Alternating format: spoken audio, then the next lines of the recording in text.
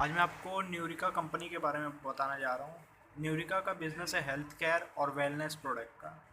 जैसे कि brand doctor trust, ये सब ये लोग का प्रोडक्ट है। जो ये कंपनी हेल्थ केयर में है, तो इसीलिए ये कंपनी कस्टमर को हेल्प करती है कि अपना लाइफस्टाइल है जो वो अच्छा कर सकें। और ये लोग को जो भी प्रोडक्ट ले रहे हैं उससे कुछ डिसीजेस ना हो, कुछ सिम्टम्स ना हो, तो ये प्रॉब्लम में हेल्प करते हैं एक्चुअली। और इन लोग का ये फर्स्ट डिजिटल कंपनी है जहाँ पे सेल करती है प्रोडक्ट ऑनलाइन चैनल के थ्रू। जैसे कि ई कॉमर्स प्लेयर है और बहुत सारे ये लोग के डिस्ट्रीब्यूटर है और रिटेल आउटलेट्स भी ये कंपनी ने खोल के रखा है। और भी जान लेते हैं कंपनी के बारे में। कंपनी का मार्केट कैप 1902 करोड़ रुपीज़ का है और कंपनी का अभी जो करंट प्राइस है वो भी 1902 रुपीज़ का है। अभी जो करेंट पीई चल रहा है कंपनी का वो 40.9 का है और बुक वैल्यू कंपनी का 163 रुपीज़ का है।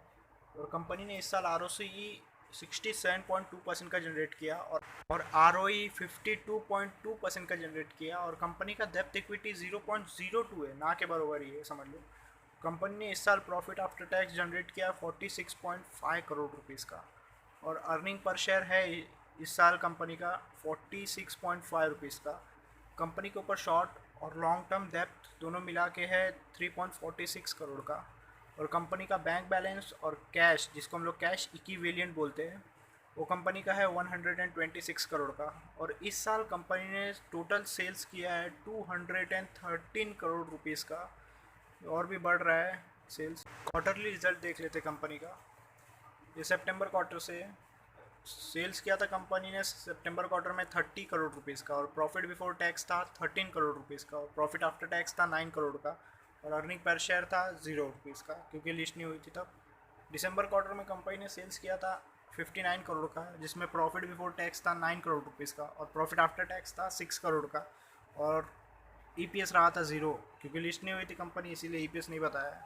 मार्च क्वार्टर में कंपनी ने सेल्स किया 32 करोड़ का और कंपनी का प्रॉफिट बिफोर टैक्स रहा 5 करोड़ का और प्रॉफिट आफ्टर टैक्स रहा 4 करोड़ का और अर्निंग पर शेयर 3.82 रुपीज़ रहा।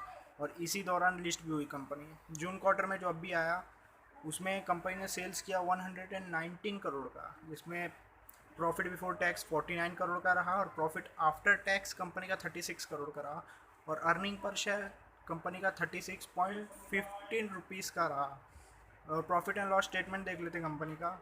ये एक्चुअली इधर पे कम कम क्यों दिखाया गया है, क्योंकि लिस्ट नहीं हुई थी कंपनी। ये 2021 में मार्च में लिस्ट हुई है। देख लेते हैं प्रॉफिट एंड लॉस स्टेटमेंट। 2018 में कंपनी ने सेल्स किया था 1 करोड़ रुपीज़ का, जिसमें प्रॉफिट बिफोर टैक्स था 1 करोड़ का और प्रॉफिट आफ्टर टैक्स था 1 करोड़ का और अर्निंग पर शेयर था 0। 2019 में कंपनी ने सेल्स किया 1 करोड़ का, जिसमें प्रॉफिट बिफोर टैक्स भी 1 करोड़ था और प्रॉफिट आफ्टर टैक्स भी 1 करोड़ था और अर्निंग पर शेयर 0 रुपीज़ रहा। 2020 में कंपनी ने सेल्स किया 102 करोड़ रुपीज़ का, जिसमें प्रॉफिट बिफोर टैक्स 9 करोड़ का था और प्रॉफिट आफ्टर टैक्स 6 करोड़ का था और अर्निंग पर शेयर 0 रुपीज़ रहा।